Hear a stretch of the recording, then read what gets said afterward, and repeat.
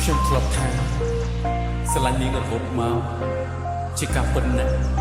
មិនដែលប្រែប្រួលទេខ្ញុំគិតមិនឃើញថាក្រៅពីនេះខ្ញុំអាចនៅជាមួយអ្នកណាទីជាមនុស្សអ្នកបានត្រៀមមុនបងមិនអាចខកចិត្តអូនប្រងបែកណា